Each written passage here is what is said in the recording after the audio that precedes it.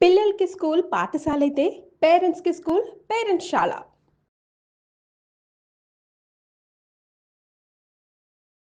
నమస్తే రమ్మగారు. నమస్తే జయ. రమ్మగారు, ఇటు 7 తరాలకి అటు 7 తరాలు కూర్చొని తిన్నా సరే తరగనంత ఆస్తులు సంపాదించాలి. చాలా మందికి ఈ ఆలోచన ఉంటుంది. అవునా కదండి? కదా! కొంతమంది నానా కష్టాలు పడి కాస్త ఎంజాయ్ చేస్తూ కొంత సేవ్ చేస్తారు. మన తర్వాత తరాలు కూడా తినాలని. కొంతమంది ఈ ఎంజాయ్‌మెంట్ కూడా ఉండదండి. ఏముండదు.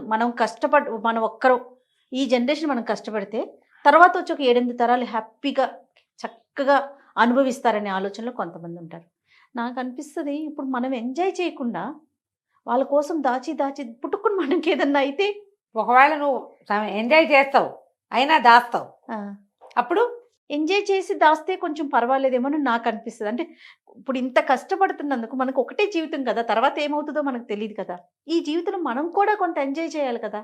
ఆనందించాలి కదా! మరీ కట్టేసుకొని అన్నీ స్ట్రిక్ట్‌గా ఉండి ఎక్కడికి వెళ్ళకుండా, ఏమి తినకుండా, ఏమి పెట్టుకోకుండా అది తప్పు. అది తప్పు కాదు. నువ్వు ఇప్పుడు హాయిగా ఉంటావు, ఎక్కడి నుంచి దొరికితే అక్కడ ఎవరిని అణిస్తే వాడిని అట్లా చేయకూడదు. మరి అదేగా జరుగుతుంది. అణిచి కాదు, అణచకుండా ప్రాపర్‌గా. జయ, అణచకుండా నీకు ఎక్కువ డబ్బు ఎలా వస్తుందో చెప్పమ్మా. ఎవరిని తరాలకి సంబంధించి అయితే కష్టం. ఎవరిని అణచకుండా, ఎవరికి ద్రోహం చేయకుండా, ఎక్కడా ఎక్స్‌ప్లాయిట్ చేయకుండా డబ్బులు రావమ్మా. కష్టం. కష్టం ఏదో వస్తుంది ఒక మాదిరిగా. మన పని మనం చేసుకున్నాం, ఉద్యోగం చేసుకుంటాము, వస్తుంది. అది మనకు సరిపోయి మన పిల్లలకు కూడా సరిపోతుంది. 30 తరాల దాకా సరిపోవాలంటే 300 మందిని ముంచితే గానీ 30 తరాలు గడప. కానీ అలానే ఉన్నారు కదా. అలాగే ఉన్నారు. కోట్లు కూడబెట్టే వాళ్ళలో నీకు వ్యాపార సామ్రాజ్య విస్తరణ జరుగుతుంది చూసావా. వీళ్ళ మీద, ఒక ఫ్యామిలీ మీద కొన్ని వేల మంది జీవితాలు ఆధారపడి ఉంటాయి. వాడు కూడబెట్టచ్చు, మనం వాడిని తప్పట్టకూడదు. వాడు ఒక్కడే ఎంజాయ్ వాడు పిచ్చగా ఎంజాయ్ చేసేస్తూనే ఉంటాడు. చేసేస్తూ ఎన్నో వేల కుటుంబాలకి బాసటగా ఉంటారు. ఉన్నాయి అట్లా వ్యాపార సామ్రాజ్యాలు లేవు ఉన్నాయి. వాడిని మరి అంత తప్పటక్కర్లా. ఇంకొంతమంది ఉంటారు ఎవరికి ఏమీ పెట్టేది ఏమి ఉండదు. ఆ ఇంట్లో ఉన్న 10 మంది 8 మంది వాళ్ళ దగ్గర పనిచేసే ఒక 5, 6 అంతే. ఇక వీడు అక్కడ 100 ఎకరాలు, ఇక్కడ 1000 ఎకరాలు, అక్కడ 500 రకాలు, అక్కడో మేడ ఇక్కడో మేడ, ఏమిటేమిటో చేస్తారు. పుసుకున అర్ధరాత్రి హార్ట్ అటాక్ వస్తుంది. నిద్రలో వాడు మూలిగాడో ముక్కాడో కూడా భార్యకి తెలీదు. తెల్లారేసరికి చచ్చిపడి ఉంటారు. అంతే అంతే. ఈ ఇల్లు ఇన్ని కోటలు మేడలు మిద్దెలు ఎవరి కోసం? ఏం చేస్తారు వీళ్ళంతా? ఇలాంటి వాళ్ళు ఎంతమంది ఉన్నారమ్మా. పూర్వకాలం కూడా రాజులు ఇలా వాళ్ళు ఉన్నారు. అవును. ఒక మంచి కథ చెప్తాను చూడు దీని మీద. ఓ చెప్పండి. ఇలాంటి టాపిక్స్ మీద ఎన్ని కథలు ఉన్నాయో జయ. ఇది ఇప్పుడు సంపాదించద్దని కాదు, మేడలు మిద్దెలు ఏర్పరచుకోవద్దని కాదు, దానికోసం ఇతరులని పిండద్దని. నువ్వు ఎంత సంపాదించినా నీ లైఫ్ స్పాన్ భగవంతుడు సాధారణంగా 100 ఏళ్ళు మంది. నీ ఆరోగ్యము, నీ అనారోగ్యము, నీ జబ్బు, నీ తాలూకు గ్రహస్థితులతో అది 30 కావచ్చు, 10 కావచ్చు, 10 కావచ్చు, 30 కావచ్చు, 40 కావచ్చు, 50 కావచ్చు, 60 కావచ్చు. రేపొద్దున గృహప్రవేశం అయితే ఇవాళ సాయంత్రం కూడా నువ్వు పరలోకగత అవ్వచ్చు, చెప్పలేం మనం. తాపత్రయం ఎందుకు? హాయిగా ఉండు, నీతో పాటు ప్రజలను కూడా ఉండి హాయిగా. ఎవరిదో లాగేసుకోవాలని ఎందుకు అనుకుంటారు? నువ్వు ఎంత లాక్కున్నా నీకు 1000 ఏళ్ల జీవితం రాదే. అంతేగా. నీకున్న రాయబడిందే, భగవంతుడు ఇచ్చింది 100, అందులో నువ్వు తగలబెట్టుకున్నది ఎంతో. అది ఏ రోజో తెలీదు. బస్ ఎక్కి దిగని వాళ్ళు కనపడుతున్నారు, రైలు ఎక్కి దిగరు, విమానం ఎక్కి దిగలేరు, ఇంట్లో పడుకుని నిద్ర లేవలేరు, బాత్రూంలో నుంచి బయటికి రాలేరు. ఇది ప్రస్తుత కాలం. ఇప్పుడు జిమ్కి వెళ్ళి కూడా తిరిగి రాలేని వాళ్ళని ఎంతమందిని చూసామో మనం కదా. ఎందుకు వచ్చింది? ఇందులో ఏదైనా సహాయం చెయ్యి, కనీసం జీవన సాఫల్యాన్ని పొందు. నువ్వు ఎంత కూడబెట్టావని కాదు, నీతోటి ఏదొచ్చిందో నువ్వు పోయాక కూడా నీ మంచి ఏదైనా మిగిలితే అది నీది. నువ్వు పోయాక ఆస్తులు మిగిలితే అది నీది కాదు. ఏమంటారు మనవలు, ముని మనవలు, మా తాత ఇక్కడ 150 కొన్నాడు, ఆ 10 కూడా కొంచెచ్చాడు కాదు పాడువాడు అని తిడతారు. మా తాత ఎంత బాగా కొన్నాడు అని అనరు. ఇంకా అదేదో చేయలేదు, ఇదేదో చేయలేదు, అమావాస్య నాడు అట్టెట్టావా, పున్నన్నాడు పప్పేసావా అంటారు. అంతకంటే ఏముంది? అన్నీ చేశాడు కానీ మా తాత కొన్ని తెలివి తక్కువ పనులు చేశాడు.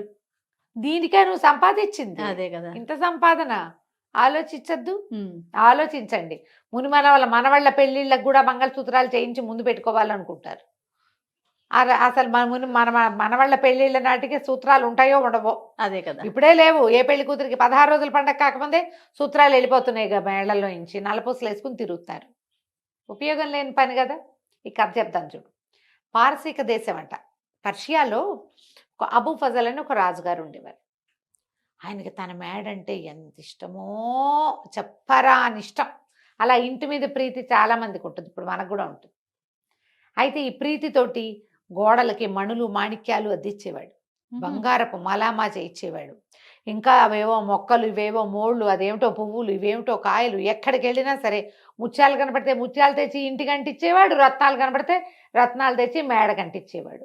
అట్లా పెద్ద మేడ కట్టాడు, బ్రహ్మాండమైన సౌధం. చుట్టూతా ఆయన వేసిన మొక్కలు, ఆయన చేసిన బ్యూటిఫికేషన్కి అంతే లేదు, అంతు లేదు. ఇట్లా దీనికోసం ఆయన మరి బయట నుంచి తెచ్చిన అంటించేవాడు. ఎప్పుడైనా ఏదైనా సంవత్సరం బొక్కసంలో డబ్బులు లేవంటే ఏదైనా ఒక చిన్న పన్ను యాడ్ చేసి ప్రజల దగ్గర నుంచి రాబట్టి అదంతా దీనికి మలామా చేయించేవాడు, ఈ ఇంటికి, ఈ మేడకి. అట్లా ఎంతకాలమో జీవించి పోయాడు ఆయన. 80 ఏళ్ళుండి పోయాడు. అబూ ఫజల్ గారి కొడుకు అబూ షేక్ ఆయన రాజయ్యాడు. పోయే ముందు వాళ్ళ నాన్న అబూ ఫజల్ గారు షేక్కి చెప్పారట, ఒరే షేక్ బాబు, ఇది మన ఇల్లు అంటే పంచప్రాణాలు రా నాకు, దీన్ని ఎంత సౌందర్యవంతంగా తీర్చిదిద్దాను, ఇంటిని భద్రంగా చూసుకో, కుదిరితే మరింత అందంగా తీర్చిదిద్దు అని చెప్పాడు. నాన్న చేతిలో పెట్టాడని షేక్ గారు కూడా యథాశక్తి ఇంటికి బ్యూటిఫికేషన్ చేయించారు. ఆయన తన 56వ ఏట పరంపదించారు. తాతగారు వేసిన పన్నులు ఉన్నాయి, తండ్రి గారు అబూ షేక్ గారు వేసిన పన్నులు నడుస్తూనే ఉన్నాయి. వీళ్ళు ఈ 55వ ఏట పరంపదించిన ఆయనకి ఒక కుమారుడు ఉన్నాడు. ఈయన పేరు రహీం. ఓకే. అయితే ఈయన అబ్బో ఆయనకి ఎంత సౌందర్యారాధకుడో ఆ కుర్రాడు. వాడికి ఒక 30 ఏళ్ళు ఉంటాయి. అయితే ఇక ఆ అబ్బాయి అన్ని పన్నులు అయిపోయినాయి. ఏం పన్ను వెయ్యాలి ప్రజల మీద? ముత్యాలు, రత్నాలు, వజ్రాలు అన్నీ అయిపోయినాయి. ఇప్పుడు చెట్లకి ఏమైనా సౌందర్యవంతంగా చేయాలనుకున్నాడు. మనకు మొక్కలకి ఇట్లా లైట్లు పెట్టి కనపడుతుంటాయి అక్కడక్కడ, వాటి కూడా బ్యూటిఫికేషన్. పెంపుడు కుక్కలకి మెడల్లోకి బంగారు బెల్టులు, వాటికి మెడలోంచి వేళ్లాడేందుకు బంగారపు వీటికి ఏమంటారు గంటలు. పిల్లులకి సౌందర్యం. అంత అద్భుతమైన ఇంట్లో తిరిగే కుక్క పిల్లి కూడా అందంగా ఉండాలి చూడు మరి, అంతే కదా. బాతులు ఉంటే వాటికి బ్యూటిఫికేషన్. బాతులకు కూడా కాళ్ళ గజ్జలు ఉండాలి, మెడలో అదేమిటో ఉండాలి, ఇంకేమిటో కావాలి. ఇన్ని చేశారు. చివరికి ఏమైంది, అన్ని ట్యాక్సులు టైట్. మంత్రి గారు అన్నారు, ఇంకా ట్యాక్సులు వెయ్యలేమండి, ప్రజలు తిడుతున్నారండి, వద్దు ఇంకా ఆగిపోదామంటే కుదరదు ఆయనకి. కాదు, ఏదో కొత్త రకం పెయింట్స్ వచ్చినాయి, అవి వెయ్యాలంటే మన దగ్గర డబ్బులు లేవు, మన దగ్గర వస్తున్నవన్నీ ఈ మెయింటెనెన్స్కి సరిపోతుంది. ఎప్పటికప్పుడు కొత్త కొత్త కూలీలను తేవటం, పై దేశాల నుంచి కొత్త కొత్త ఇళ్ల పని వాళ్ళని తేవటం. వాడు వచ్చి చైనా దేశంలో ఏం బొమ్మలు వేసేవాళ్ళు డ్రాగన్ బొమ్మలు ఇక్కడ వేస్తానంటాడు. దానికి పెయింట్ ఖరీదు, దానికి అంటించే బంగారపు రేకు ఖరీదు, దానికి రాళ్ళు ఖరీదు, ఉన్న రత్నాలు చాలవు, ఇంకేమిటో అనర్ఘ రత్నాలు కావాలి, డబ్బు కావాలి. దాన్నిటికీ డబ్బులు కావద్దు. అందుకని ఏం బాగా ఆలోచించి ఆయన 4 పన్ను విధించాడు. 4 పన్ను. ఎవరెంత మాట్లాడితే వాళ్ళకంత పన్ను. 4 వాడడం. తిండికి వాడుకోవచ్చు, మేము కాదనం, దానికి అసలు మాకు అభ్యంతరం లేదు. కానీ మీరు పబ్లిక్ లో మాట్లాడారంటే మీరు ఎంతసేపు మాట్లాడారో దానికి తగినట్టుగా. రమగారు మన ఇద్దరు ఉండుంటే ఆ కాలంలో తెగ నమ్మి ఇచ్చినా కూడా మన పన్ను తీరదు. అక్కడి నుంచి ఏం చేస్తారు ఊళ్ళో వాళ్ళు, నోళ్ళు మూసుకుని ఉండటం మొదలుపెట్టారు. అవసరానికి కొట్టుకెళ్ళి బాబు అదివ్వు ఇదివ్వు, దీని రేట్ అంతా అడగాల, వాడికో పావలా. కాసేపు ఏదో మా అమ్మాయికి ఒంట్లో బాగుండలేదని డాక్టర్ దగ్గర 10 నిమిషాలు చెప్పాడు, వాడికి 100 రూపాయలు. ఇక ఎన్ని చోట్ల పన్నులు, దానికోసం కొత్త కొత్త అధికారులు. మరి వాళ్ళందరూ జీతం భత్యం ఇవ్వద్దు, వాటన్నిటికీ వీళ్ళ దగ్గర నుంచే రావాలి. నోరెత్తడానికి భయపడి చచ్చే పరిస్థితి వచ్చింది. అన్ని సైగులే, అన్ని చోట్ల కుదరదు చూడు. ఎట్లయితే పాపం పిల్లలకి అర్థం కాదు. బళ్ళో మాస్టర్లు పాఠం చెప్పాలంటే నోరు తెచ్చి చెప్పాల్సిందేనా? అక్కడికి చాలా పొదుపుగా పిల్లల్ని కేకలేకుండా ఉండేవాళ్ళు, అయినా కుదరలా. సరే ఏమైందట, ఇట్లా రోజులు గడుస్తున్నాయి. ప్రజలంతా కుక్కిన పేన్లల్లే ఉన్నారు, ఏం చేయాలో తెలియదు. ఆ ఊళ్ళోకి ఒక ఫకీర్ గారు వచ్చాడు. ఆయన రోడ్డు మీద తిరుగుతూ భగవంతుడి కోసం నాకు దానం చేయండి అని పిలుస్తున్నాడు. మా భవతి భిక్షాందేహి అంత పార్సీ భాషలో ఏదో అనాలి, అదేమిటో అంటున్నాడు ఆయన. ఒక 4-5 భగవంతునికి సంబంధించిన వాక్యాలు చెప్పి దానం చేయండి ఓహో అంటాడు. ఎవరు రారు. ఏమిటి ఊరు గొడ్డుపోయిందా? ఇదివరకు ఎప్పుడో 10 ఏళ్ల నాడు వచ్చినప్పుడు బ్రహ్మాండంగా భిక్ష పెట్టారే ప్రతి వాళ్ళు. ఎన్నో ఇళ్లలో ఈ ఇళ్లలో తిన్నాను నేను. ఫకీర్లకు అన్నం బిడ్డ మారేశారేమిట్రా మీ మొహాలు మండా అని అరిచి కేకలు పెట్టాడు. ఓ ఇంట్లో ఒక ఆయన బయటకు వచ్చి ఇంట్లో నుంచి, బాబు అంతగా అరవకు, నువ్వు పన్ను కట్టాల్సి వస్తుందన్నాడు. అనేసరికి ఎందుకు పన్ను అంటే, మేమంతా 4 పన్ను కడుతున్నాం స్వామి, మేమెవరమేం మాట్లాడినా సరే ఇక తప్పదు, నీ అరుపులు భరించలేక వచ్చా. నేను మా ఇంట్లో నువ్వు 10 ఏళ్ళ నాడు వచ్చినప్పుడు మా ఇంట్లో నేను అప్పటికి కుర్రాన్ని, మా ఇంట్లోనే అన్నం తిన్నావు. అప్పుడు నాకేదో బోధ కూడా చేసావు. నేనేదో దేవతా వాక్యాలు నువ్వు చెప్పినవే చదువుకుంటున్నా ఇప్పటికి కూడా. ఆ ప్రేమతోటి వచ్చా. నువ్వు మాట్లాడేవా నీకు డబ్బులు పడతాయి, నీతో మాట్లాడేవా మాకు పడతాయి. ఇది మా పరిస్థితి. ఏం చేస్తున్నాడు రా మీ రాజు ఈ డబ్బంతా అన్నాడు. ఆయన నువ్వు ఉండే హర్మ్యానికి పెడుతున్నాడు ఆయన. అక్కడి నుంచి ఏమైంది ఈయన అనుకున్నాడు, ఇది బాగుందని, సరే నాకు ఇప్పుడేం అన్నవద్దు, ఏమైనా జామకాయ ఏదైనా ఇవ్వమంటే ఆయన వాడు 2 ఫలాలు ఇచ్చాడు ఆ ఇంటి ఆయన. ఈ ఫకీర్ గారు 2 నోట్లో వేసుకుని సరాసరి రాజభవనానికి వెళ్ళాడు. రాజభవనం దాకా వెళ్ళేసరికల్లా మరి ఫకీర్లు స్వతంత్రులు కదా, గేట్లోంచి లోపలికి వెళ్ళబోయాడు. వాళ్ళు ఏదో అడ్డం పడ్డారు. ఇంకాస్త కళ్ళూరు పోయాడు. ఏంటి ఫకీర్లకు ప్రవేశం లేదా ఇందులో అనగానే తప్పుకున్నారు. ఈయన లోపలికి వెళ్ళాడు. అదే తన ఇల్లే అన్నంత స్వతంత్రంగా లోపలంతా నడిచి తిరిగాడు. ఎక్కడో వంటశాల వాసనలు వస్తున్నాయి, అక్కడికి వెళ్ళాడు. వెళ్ళి అక్కడ పేటేసుకుని కూర్చుని పెట్టు అంటే శుభ్రంగా అన్నం పెట్టారు. ఆయనమంతా అంత జోరుగా వచ్చి అడిగితే రాజుగారికి ప్రీతిపాత్రుడు అయి ఉంటాడు అనుకున్నారు వాళ్ళు. లోపల నుంచి మొదట గేటు దగ్గర ఆపారు, కానీ తర్వాత వాళ్ళు ఎవ్వరూ ఆయన ఆపల. జోరుగా వచ్చేసాడు లోపలికి. మనం తక్కుతూ తారుతూ వెళ్తే అవతల వాళ్ళు అనుమాన పడతారు. మా ఇల్లే అన్నట్టుగా వెళ్ళిపోతే ఎవరేమంటారు. చక్కగా వంటశాలలో పక్కన పేటేసి కూర్చుని శుభ్రంగా ఆ రోజు రాజుగారి కోసం వండిన వంట అది భోజనం చేసాడు. విస్తట్లో వడ్డిచ్చేసుకుని, వాళ్ళ భాషలో ఏదో అంటారు, తెలుగులో కాబట్టి నేను విస్తరని చెప్తున్నా. అక్కడి నుంచి అలా నడుచుకుంటూ వెళ్ళి రాజుగారి ప్రత్యేకమైన గది ఒకటి ఉంది, మహారాజు గారి గది. అదే మన ఏమంటారు చక్రవర్తి గది. మనం సూట్స్ ఉంటాయి కదా, ప్రెసిడెన్షియల్ సూట్స్, ఆ స్వీట్ రూమ్లోకి పోయాడు. పెద్ద మంచం, దాని మీద పట్టుపరుపు వేసింది. అది వెండి జరీతోటి నేసిన ఒక పెద్ద దుప్పటి పరిచింది. షాండ్లైర్స్ ఉన్నాయి, వింజామర్లు విసురుతున్నారు. ఎవరో పోయి మంచం మీద పడుకున్నాడు. ఈ లోపల ఏమైంది, రాజుగారి భోజనానికి వచ్చాడు. భోజనానికి వచ్చి ఆల్రెడీ అక్కడ ఎవరో తిన్నట్టు కనపడేసరికి ఎవరు వచ్చారు ఏంటని అడిగాడు. ఎవరో ఒక ఆయన ఫకీర్ వచ్చాడంటే, ఆయన వడ్డించమన్నాడు, వడ్డించేసామంటే ఎవర్రా అంటే ఎవరు తీసుకొచ్చారంటే ఆయనే వచ్చాడు. ద్వారపాలకులను అడిగితే ఆయన అంతటా ఆయనే లోపలికి వచ్చేసాడు. లోపలికి వచ్చాడు, భోజనం చేశాడు. ఆయన ఎక్కడున్నాడంటే మీ సూట్లో పడుకున్నాడు. ఈయన చకచక అక్కడికి వెళ్ళాడు. వెళ్తే మంచం మీద హాయిగా కాళ్ళు బాగా చాపుకుని చేతులు ఇట్లా పైకి పెట్టుకుని, చంటి బిడ్డలు పడుకుంటారు కదా అట్లా 2 చేతులు పైకి కాళ్ళు ముందుకు పెట్టి పడుకుంటారు. అట్లా నిద్రపోతున్న ఫకీర్ని చూశాడు. దగ్గరికి వెళ్ళాడు. ఏమనాలో తెలియలే, ఏదో అందామనిపిస్తోంది, కానీ ధైర్యం చాలట్ల. ఫకీర్లని వాళ్ళని అంతంత ఏం పెద్ద మాట్లాడలేరు కదా. ఆయన కళ్ళు తెరిచి చూశాడు. ఏరా అన్నాడు. ఈయన అన్నాడు, రాజుగారు బాబు నిద్ర బాగా పట్టిందా? పట్టింది. బాగా భోజనం బాగా కుదిరిందా? కుదిరింది. బాగా చక్కగా మా మందిరం అంతా చూశారా? చూశారు. ఎందుకు బాబు ఇక్కడికి వచ్చారు? మీలాంటి ఫకీర్లకి బ్రహ్మాండమైన సత్రాలు కట్టించామే మేము ఊళ్ళోను. హాయిగా అక్కడ మీరు సుఖంగా ఉండొచ్చు, మీ బోటి వాళ్ళు చాలామంది ఉంటారు. ఇక్కడికి ఎందుకు వచ్చారండి? ఈ ఇల్లు ఎవరు కట్టారా అన్నాడు ఆయన. మా తాత అంటే. మీ తాత ఎన్నేళ్ళు ఉన్నాడు? మా తాత 80 ఏళ్ళు వచ్చేదాకా బతికాడండి. తర్వాత ఎవరు వచ్చారండి? మా నాన్న వచ్చాడండి ఈ బిల్డింగ్లోకి.